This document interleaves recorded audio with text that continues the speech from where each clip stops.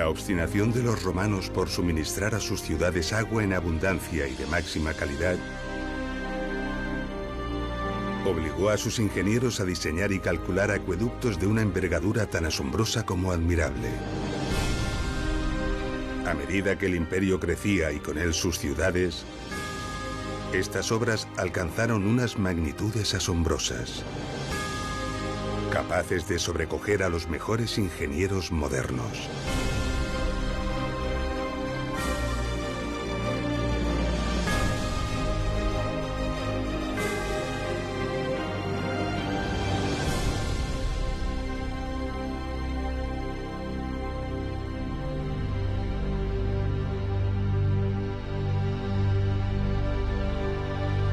En la primera parte de Ingeniería Romana, Acueductos, pudimos comprender, gracias al gran acueducto de Nimes, cómo se proyectaba y se planificaba un acueducto romano. La solución para asegurar el suministro de agua a una gran ciudad como fue la antigua Nemausus. Y gracias a los acueductos de Tiermes, Cella y Chelva, pudimos ver cómo incluso ciudades muy modestas estaban dotadas de grandes acueductos, lo que nos confirma la idea de que toda ciudad romana debía disponer de un caudal continuo y abundante de agua de calidad.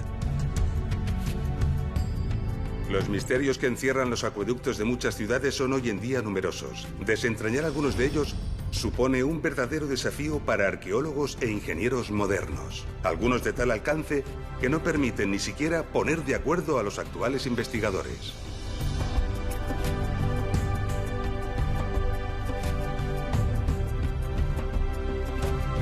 A 200 kilómetros al norte de Chelva se encuentra la sorprendente ciudad romana de Bilbilis, famosa por ser la patria del poeta Marcial.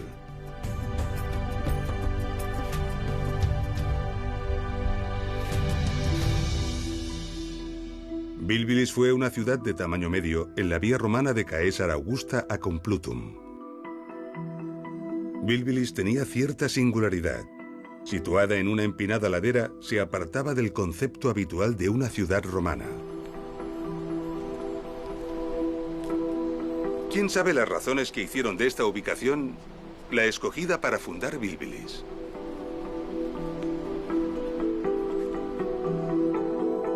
Quizás sean obvias. Las vistas aquí son realmente sobrecogedoras y esta orientación es la mejor para este clima. Sea como sea, esta decisión representaba un extraordinario reto para los ingenieros que debían dotarla de agua. Porque, ¿cómo hacer llegar el agua hasta esta altura?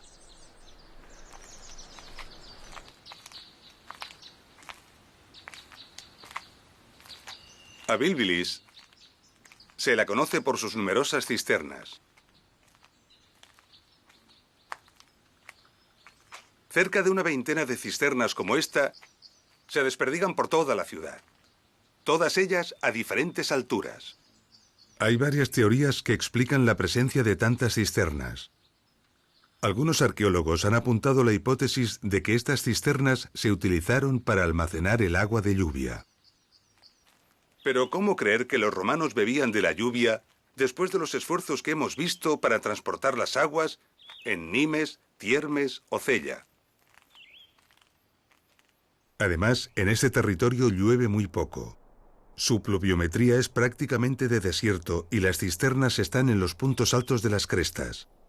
Las cisternas nunca se llenarían con la lluvia.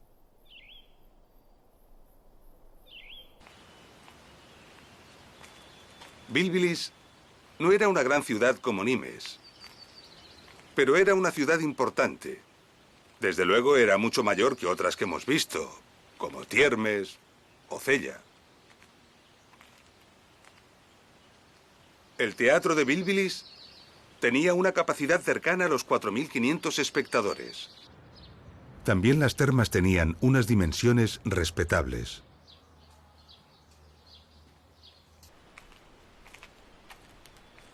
Pero si no fue para almacenar agua, ¿por qué tantas cisternas? Observemos una de ellas detenidamente.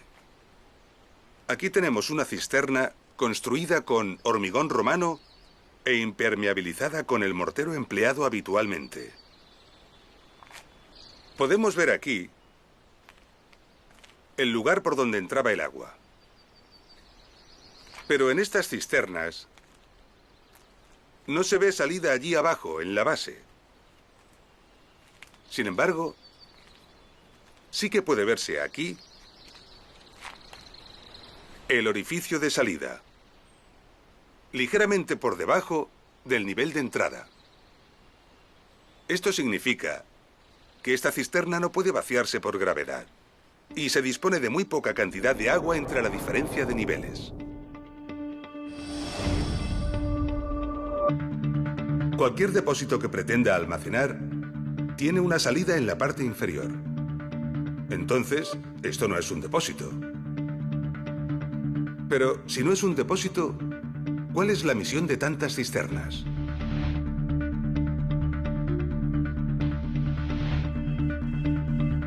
Para contestar a esta pregunta, vamos a desplazarnos a Itálica, ciudad de la Bética, cerca de la actual Sevilla, en España. Itálica era una ciudad importante y tenía un buen acueducto. Un acueducto de 35 kilómetros y medio de recorrido total y, según los estudios, de un diseño y trazado impecables.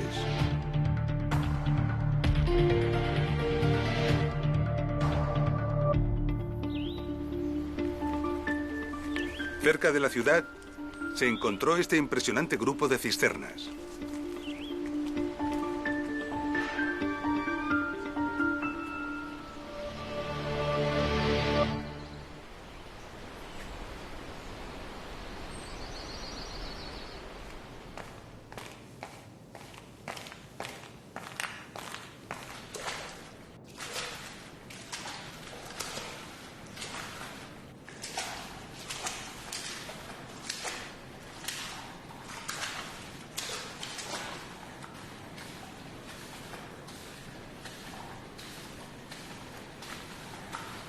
Aquí podemos ver el canal de entrada del agua que venía del acueducto.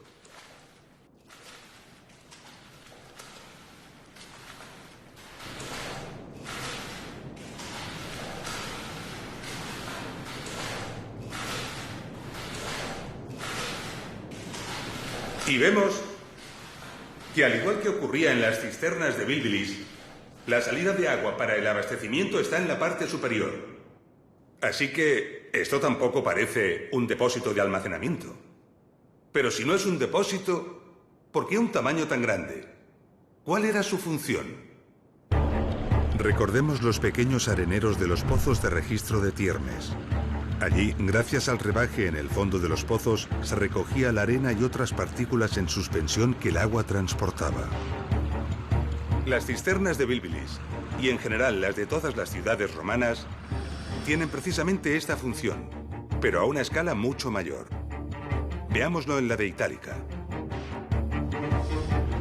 El agua entraba por la parte superior y circulaba por la cisterna.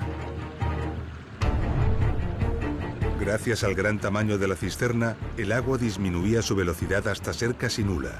Esto permitía que todas las partículas en suspensión se precipitasen al fondo por acción de la gravedad. Es decir, sedimentaban, quedando el agua limpia de sólidos en suspensión. A este proceso se le llama decantación. Así que, en realidad, estas cisternas son decantadores. No sirven para almacenar el agua, sino para depurarla. El agua más limpia es la superficial, y por esta razón, la salida del agua se encuentra en la parte superior, apenas ligeramente por debajo del nivel de entrada.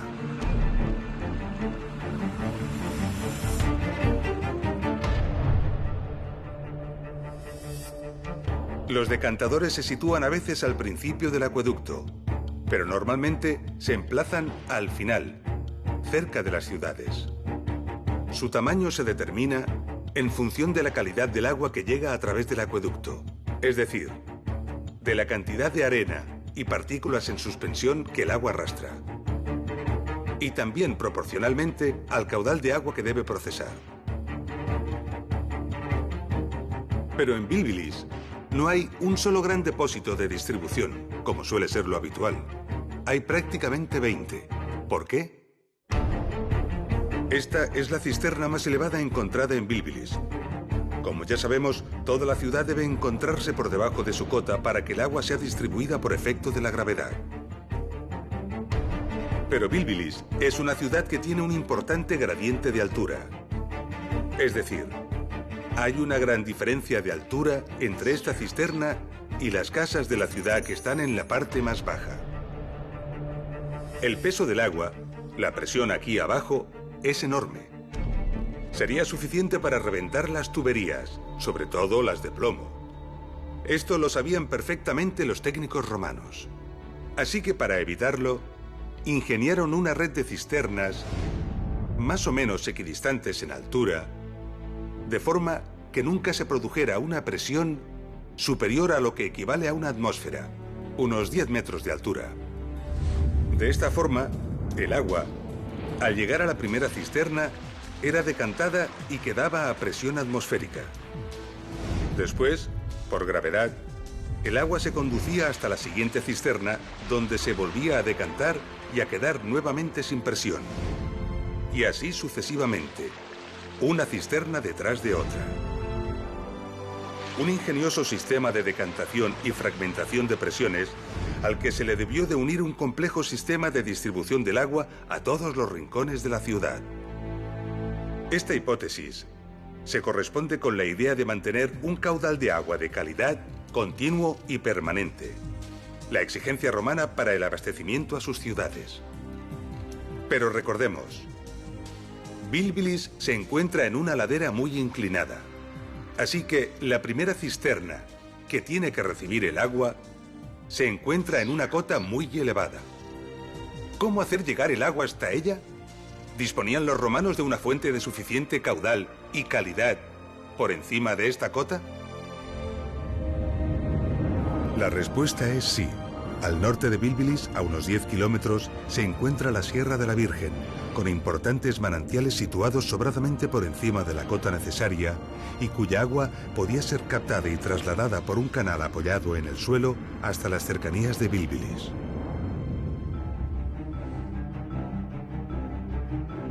Sin embargo, una vaguada se interpone entre los dos puntos. Para mantener la poquísima pendiente que requiere un canal, sería necesario construir unas enormes arquerías. Unas arquerías de unos 100 metros de altura y más de 1000 metros de longitud.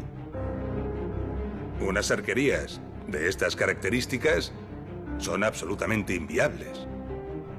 ¿Cómo resolverlo? Los ingenieros romanos tenían poderosos conocimientos de hidráulica y, por supuesto, conocían perfectamente el principio de los vasos comunicantes. Este principio físico nos dice que recipientes comunicados por su parte inferior por un conducto cerrado mantendrán el líquido que contienen al mismo nivel independientemente de la forma de dichos recipientes. Con este principio, los ingenieros romanos planificaron en Bilbilis lo que conocemos como un sifón invertido.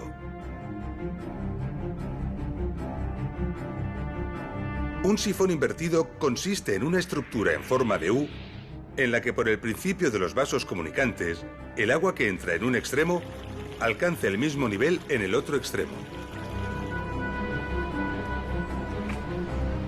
Recientemente, siguiendo esta hipótesis, hemos encontrado estos restos al otro lado de la vaguada.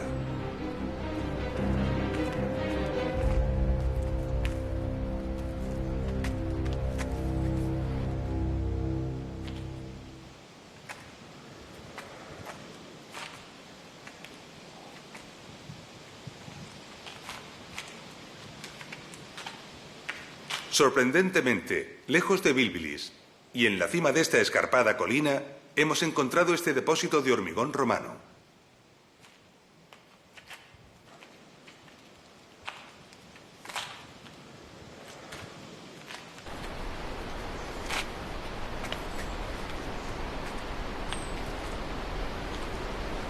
Bilbilis está en aquella colina y el depósito más alto de la ciudad está justamente en esa cresta que podemos ver desde aquí. Y está 7 metros más bajo que este depósito que acabamos de ver. Por lo tanto, entre ambos se desarrollaba un sifón que salvaba toda esta vaguada.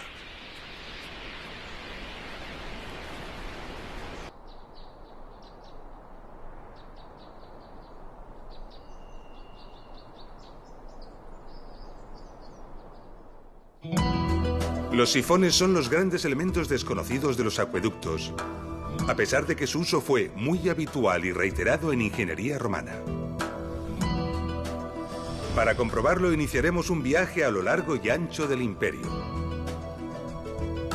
Comenzaremos por el noreste, la actual Turquía. Año 330 a.C. Alejandro Magno controla su vasto imperio dividiendo y encomendando el control a sus generales más próximos.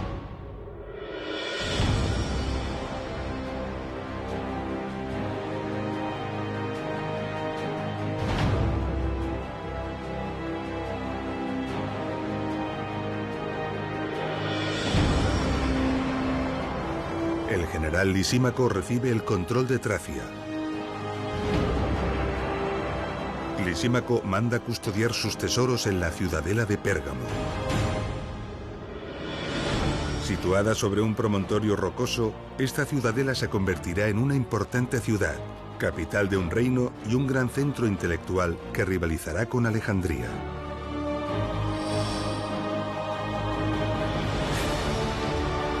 Pérgamo tendrá su propia escuela de pensamiento y su biblioteca llegará a albergar más de 200.000 rollos de papiro.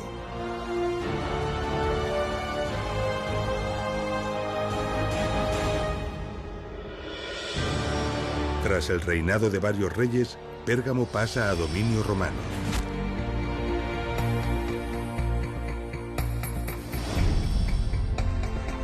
Pérgamo tuvo entre 7 y 8 acueductos de diversas épocas. De ellos, el llamado acueducto de Madradag fue sin duda el más famoso. Este acueducto captaba el agua de varias fuentes de los flancos del Madradag, montañas situadas a más de 30 kilómetros de Pérgamo. La primera fuente se encontraba a 1.230 metros de altura. Una tubería trasladaba el agua a una segunda fuente situada en la cota 1158. El caudal de ambas fuentes se juntaba, aumentando considerablemente. Por ello, a partir de este punto, los constructores del acueducto decidieron emplear dos tuberías paralelas. Estas transcurrían durante 12 kilómetros hasta una tercera fuente en la cota 650. El nuevo incremento de caudal obligó a añadir una tercera tubería. Las tres transcurrían juntas en paralelo durante 25 kilómetros hasta llegar a un depósito decantador instalado en la cota 368 en el monte Agios Georgios. En total, un recorrido de 40 kilómetros de tubería enterrada salvando una diferencia de altura de 862 metros.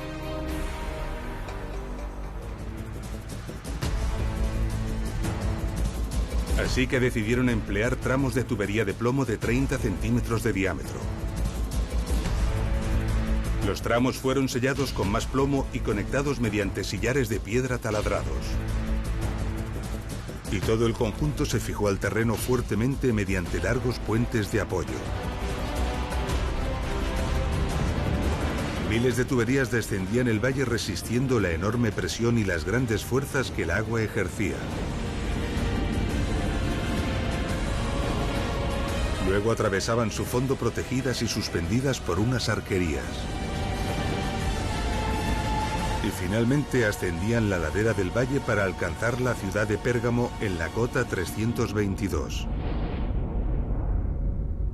En total, un sifón de plomo de 3,5 kilómetros y 190 metros de altura de presión.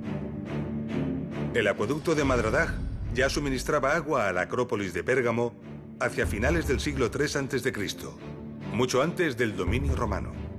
Este es un buen dato para certificar que la principal fuente de conocimiento que los ingenieros romanos atesoraron para la construcción de sus acueductos fue de origen griego, y nos recuerda que los griegos ya hicieron obras prodigiosas con anterioridad.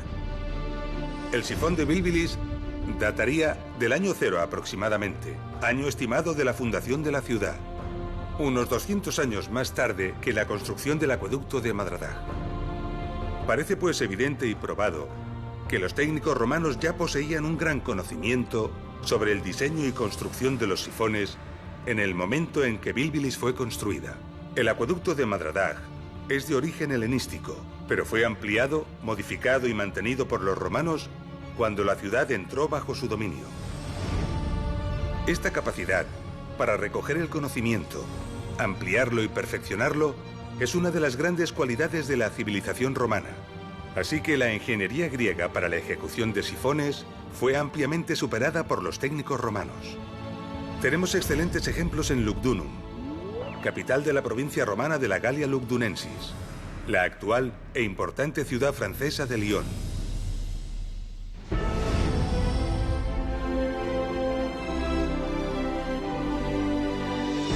Lugdunum fue durante 3 siglos la ciudad más importante del Imperio Noroccidental. El enorme caudal de agua que demandaba Lugdunum obligó a la construcción de 4 grandes acueductos. Todos ellos estaban dotados de imponentes sifones. De estos acueductos, el más impresionante fue el acueducto del Gier, conocido por el nombre del valle del que tomaba las aguas.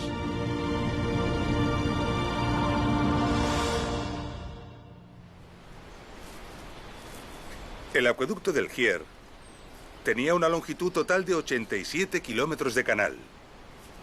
Un canal que unía las fuentes escogidas con los depósitos decantadores que se conservan en lo alto de la colina de Lyon. 87 kilómetros de canal para salvar una distancia de 42 kilómetros en línea recta. Fue necesario construir 11 túneles y unos 40 grupos de arquerías. Uno de ellos es este: las arquerías de llegada al sifón de Bonan, el mayor de los 4 sifones que el acueducto del Gier tenía. Este grupo de arquerías tiene 250 arcos que se extienden a lo largo de 1.650 metros. Y aunque parezca sorprendente, no es el más largo. Más adelante, cerca de la ciudad, había otro de 300 arcos y 1.900 metros de longitud. Estas arquerías no fueron construidas para cruzar obstáculos ni valles. Su sentido es otro distinto.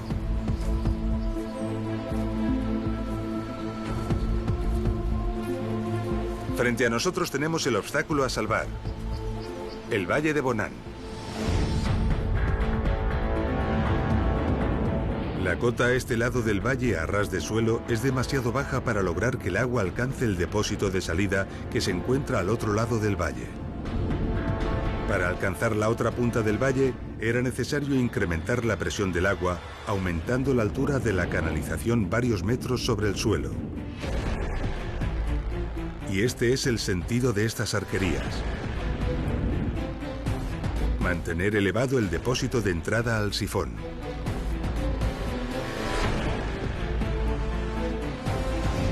Allá arriba estaba el depósito de entrada del sifón, y de él salían 11 tuberías de plomo. La misión de tantas tuberías era dividir la fuerza del agua. Las tuberías se apoyaban sobre estas rampas y se cubrían con un buen espesor de hormigón. Luego discurrían por el terreno ladera abajo del valle, enterradas y cubiertas con hormigón que ayudaba a resistir la presión.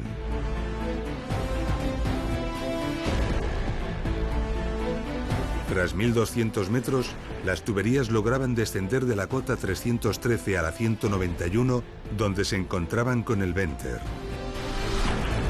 El Venter era un puente que permitía mantener las tuberías elevadas respecto al fondo del valle, salvando los caminos, los ríos y las riadas. El Venter del sifón de Bonan medía 320 metros y estaba construido con una impresionante estructura que en buena parte hoy en día todavía se conserva.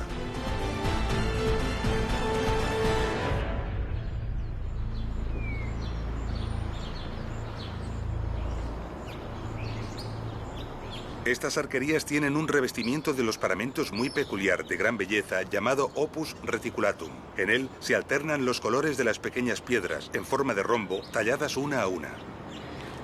Los enormes volúmenes de fábricas estaban construidos en hormigón, alternando con ladrillo, y revestidos concretamente de esa retícula.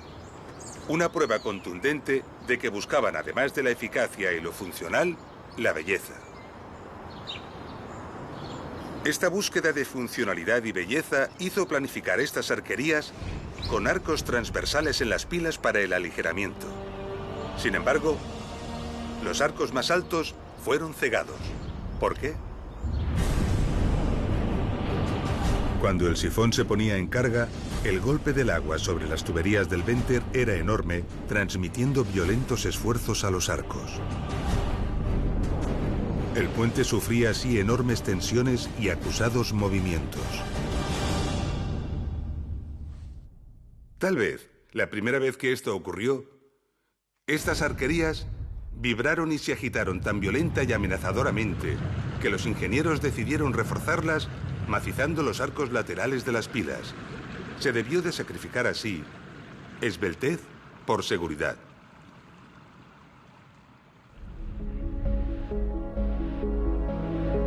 Al final del Venter, el agua era empujada por la enorme presión ladera arriba. Este punto era realmente crítico. A la enorme presión se añadía la sedimentación y la acumulación de la arena que el agua pudiese arrastrar. Esto podría provocar el taponamiento del sifón, dejando el acueducto fuera de servicio. Así que era necesario que el agua llegara limpia al sifón, libre de arena y de partículas en suspensión. Lugdunum tenía grandes decantadores en la llegada a la ciudad, pero estaban situados después de los sifones. Y no había ningún gran decantador al inicio del acueducto. Entonces, ¿cómo lograban que el agua que llegaba a los sifones estuviera suficientemente limpia? Además del arenero de la propia cámara de entrada de los sifones, el acueducto del Gier tenía unos 1000 pozos de registro.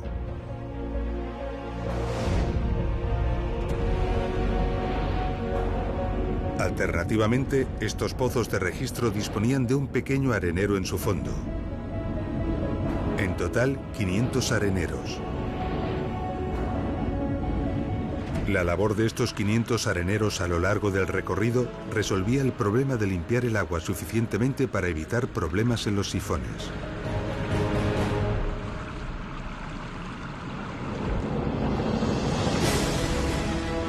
Tras superar el Venter y empujada por la presión, el agua ascendía a la ladera del valle recorriendo otros 1100 metros y alcanzando el depósito de salida en la cota 305. 8 metros por debajo de la cota del depósito de entrada del sifón. A partir de ese punto, el agua era conducida por el canal, ya sin presión, hacia los decantadores situados en la colina de la ciudad. El impresionante sifón de Bonan salvaba un valle de 2660 metros de anchura y tenía una altura de más de 120 metros.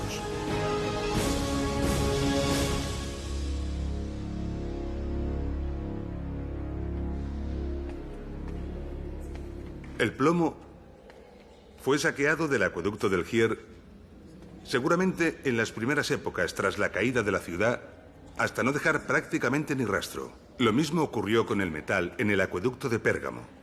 Los metales eran muy preciados y codiciados en todas las épocas, y el saqueo fue generalizado. Esta es una explicación de por qué no ha quedado ni rastro de cualquier tubería que hubiera existido en el sifón de Bilbilis. Según algunos cálculos realizados, la cantidad de plomo necesaria para la construcción de los sifones del acueducto del Gier ascendía a la increíble cantidad de 10.000 toneladas. Y recordemos que el acueducto del Gier era solo uno de los 4 acueductos que suministraban a la ciudad de Lugdunum. Por suerte, algunas tuberías sí que han logrado conservarse en otras partes del imperio. Aquí, en el Museo del Arles Antiguo, también en Francia, se conservan estos estupendos ejemplares. Observando estas detenidamente, podemos ver muy claro cómo fue la técnica de fabricación. Los romanos fabricaban las tuberías partiendo de una plancha de plomo que curvaban alrededor de un núcleo de madera hasta formar un tubo. Después, el núcleo se retiraba y los bordes se soldaban con un cordón de plomo, quedando una sección oval y dejando a la vista una costura longitudinal. La unión entre tuberías se hacía con un grueso enchufe que también se soldaba.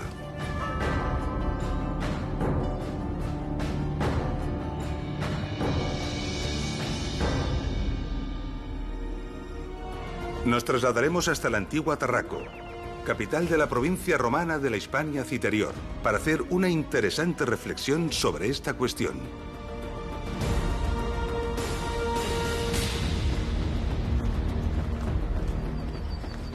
Se desconoce el recorrido general del acueducto de Tarraco. Se sospecha que las fuentes estaban situadas no muy lejos del municipio de Alió, a unos 20 kilómetros de la ciudad.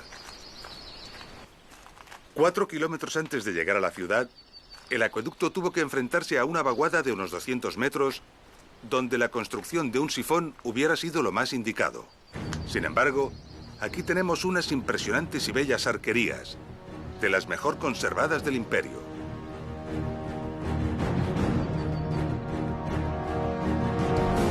Con 217 metros de largo y una altura que llega a los 27 metros, es una obra costosa y compleja que podría haber sido evitada construyendo con menos esfuerzo un modesto sifón.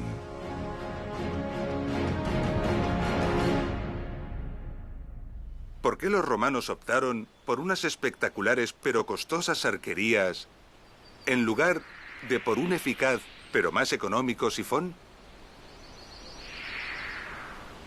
Muchas de las obras de las ciudades y de sus cercanías eran patrocinadas por personajes de alto rango socioeconómico. Este tipo de acciones proporcionaban una buena imagen y alto prestigio a su patrocinador. El espectáculo que ofrecen unas bellas arquerías no tiene nada que ver con la imagen discreta que ofrece un sifón, que aunque es una obra de ingeniería admirable, no se presta a la publicidad. Este lugar estaba cerca de la ciudad y seguramente al lado de una importante calzada que comunicaba con Tarraco. Así que muy probablemente se decidió la construcción de estas imponentes arquerías para lograr un efecto publicitario y de espectáculo.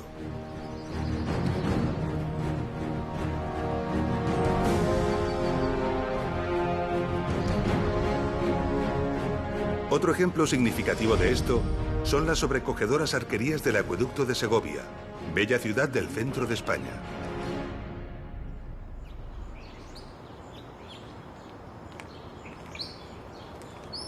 Se desconoce prácticamente todo del acueducto de Segovia, incluso la fecha en la que fue construido. Sí que se sabe que suministraba agua a una ciudad muy humilde, y por el tamaño del cajero que transportaba el agua, sabemos que su caudal era realmente modesto.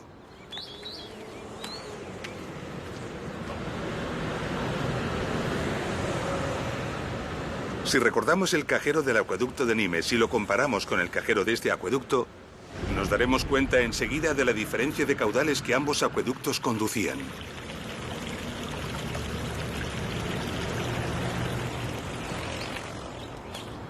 En cualquier caso, muy cerca de la ciudad, fue necesario salvar una importante depresión del terreno. Para trasladar un caudal de agua tan pequeño, la construcción de una tubería a presión, es decir, un sifón, hubiera sido lo más eficaz y sencillo. Sin embargo, se decidió la construcción de esta maravilla.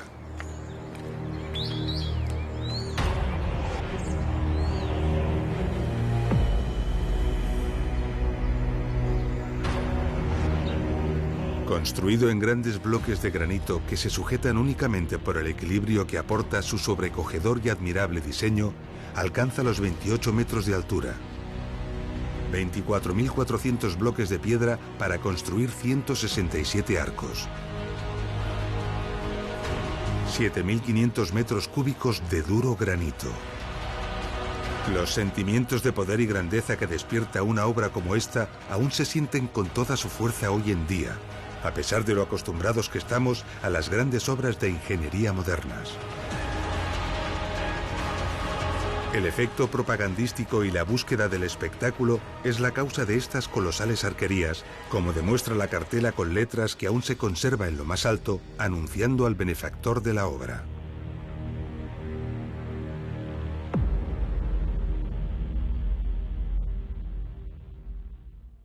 El aprovechamiento de la fuerza de la gravedad para conducir el agua es la clave de todo acueducto romano.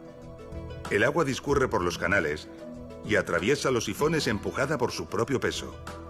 Por eso, las ciudades deben construirse por debajo de la cota de llegada del acueducto.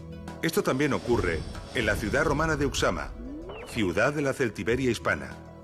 Pero en Uxama encontramos algo particular y excepcional que merece una visita.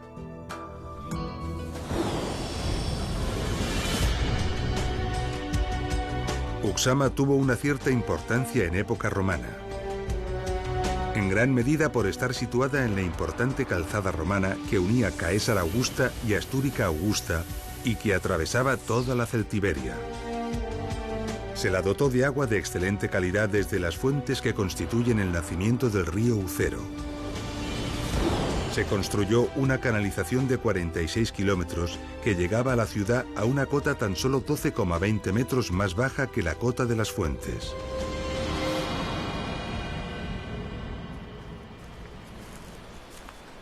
La mayor parte de Uxama está actualmente por excavar y estudiar. Varias cisternas similares a las de Bilbilis repartían el agua a toda la ciudad. Pero algunas cisternas, entre ellas esta, se encuentran por encima de la cota de llegada del acueducto. ¿Por qué? En esta colina se descubrió algo inesperado y sorprendente.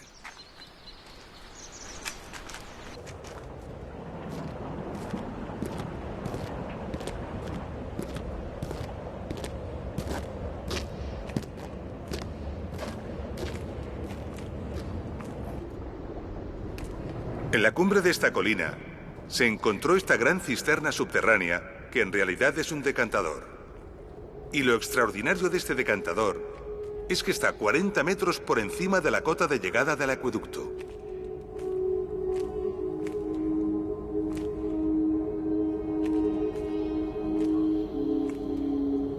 Por alguna razón nada habitual, parte de la ciudad precisó estar a una elevación mayor que el acueducto y no podía ser suministrada por este. La solución a este problema fue construir un decantador en lo alto de la colina y distribuir el agua desde allí a los sitios donde el agua del acueducto no podía llegar por gravedad. Pero, ¿cómo llegaba el agua hasta esta cisterna? La hipótesis más plausible es que salió del propio acueducto y que se usó un sistema de elevación basado en una noria conocida hoy como de Rosario. Una noria de Rosario consiste en una gran rueda que arrastra una cadena dotada de pequeñas bolas o elementos similares que impulsan el agua dentro de una tubería. De esta manera se podría haber elevado parte del caudal del acueducto al decantador de la colina.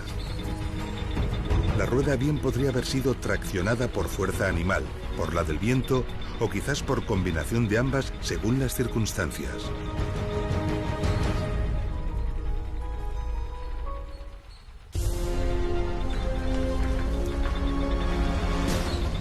Las norias de Rosario eran utilizadas también por los ingenieros romanos en las explotaciones mineras para realizar el achique del agua de las galerías.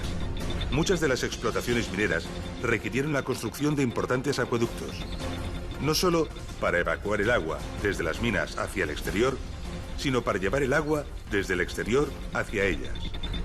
Las explotaciones auríferas requirieron ingentes cantidades de agua para la remoción de tierras y el lavado minucioso del material para la extracción del oro. Esto puede sorprender porque la imagen habitual que tenemos de los acueductos es la del abastecimiento de agua a las ciudades. Pero los acueductos tenían otras muchas aplicaciones. La minería y la agricultura eran algunas de ellas. En el acueducto de Arles, importante ciudad de la Galia narbonense, encontramos un bonito y original ejemplo. Arles era alimentada principalmente por dos acueductos procedentes de la próxima cordillera de los Alpilles. Ambos, de longitudes modestas, entre los 20 y 30 kilómetros, convergían aquí, a unos 10 kilómetros de Arles.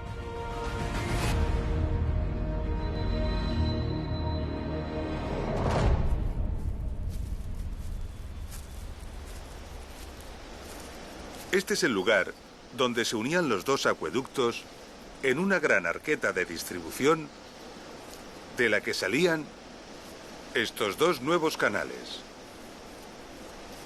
El objetivo de esta arqueta era el control independiente de los caudales de ambas canalizaciones.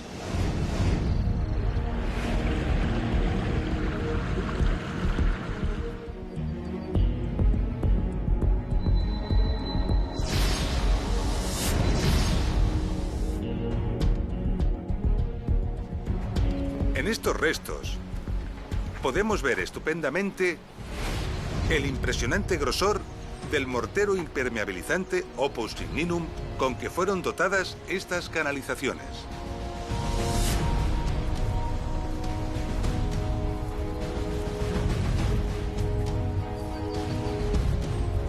En esta pieza caída se puede ver perfectamente el mortero de Opus Signinum en el fondo y el bocel bien pulido. Y esta placa es concreción calcárea. Recordemos que la concreción calcárea es la precipitación de cal que se produjo durante los cientos de años de funcionamiento del acueducto.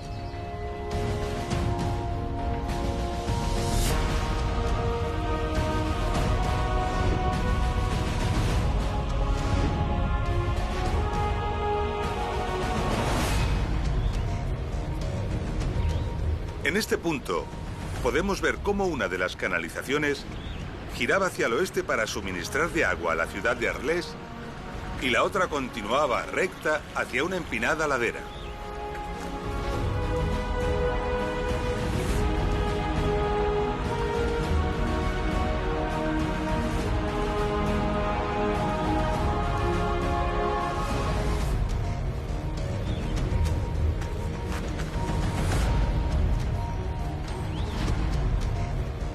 Y en esta ladera podemos ver la cimentación de una construcción cuyo evidente objetivo era aprovechar la fuerza del agua. Por los restos encontrados en las excavaciones, podemos reconstruir estas instalaciones. Un impresionante complejo de molienda harinera compuesto de 16 ruedas de casi 3 metros de diámetro. Las ruedas eran movidas por la fuerza del agua al bajar por la pendiente. El movimiento se transmitía mediante diversos engranajes a los rodillos de piedra que trituraban el grano. Se ha calculado que este molino podía moler 3 toneladas de cereal por hora, suficiente para abastecer la demanda de 80.000 personas.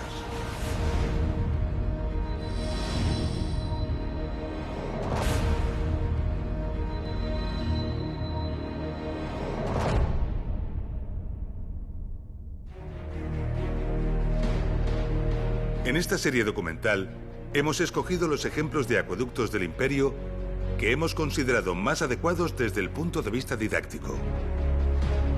El principal objetivo ha sido transmitir de la mejor forma posible los conceptos fundamentales y más importantes de la ingeniería de los acueductos romanos.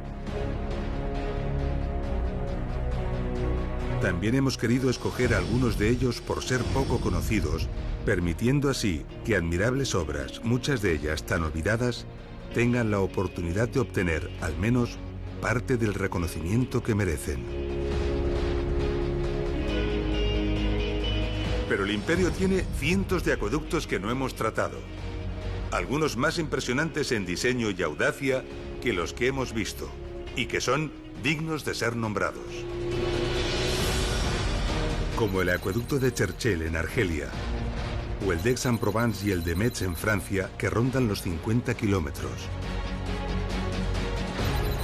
o el de Vervins con 70 kilómetros y el espléndido de Fréjus con 45 también en Francia. Muchos rondan los 100 kilómetros de longitud, como el de Gades al sur de España y el de Colonia en el centro de Alemania.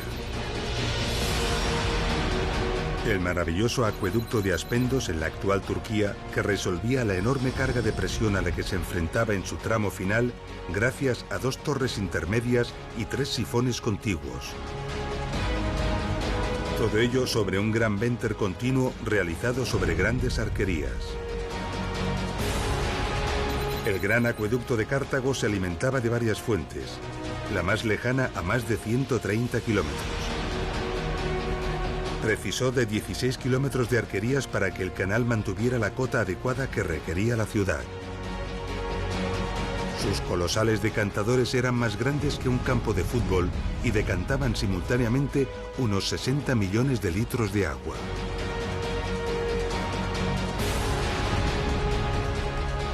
El colosal acueducto de Valente suministró agua a la antigua Constantinopla. Con más de 400 kilómetros de canal, fue una de las mayores obras hidráulicas del mundo antiguo. En la colosal explotación minera aurífera de las Médulas, en España, se construyeron diversos acueductos cuyos canales superaban en conjunto la increíble cifra de 600 kilómetros de longitud. Allí, la fuerza del agua fue utilizada literalmente para disolver las montañas.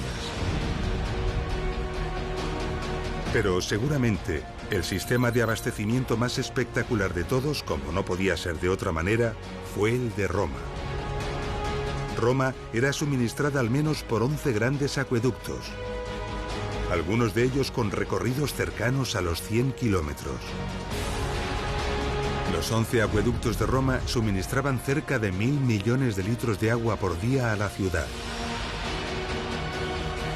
Los acueductos de Roma son un espectáculo en todos los sentidos. Sorprendentes e ingeniosas soluciones técnicas. Multitud de túneles y galerías. Infinitas y elegantes combinaciones de fábricas en sillares y ladrillos. Canalizaciones dobles e incluso triples superpuestas. Y valles atravesados por kilómetros y kilómetros de arquerías.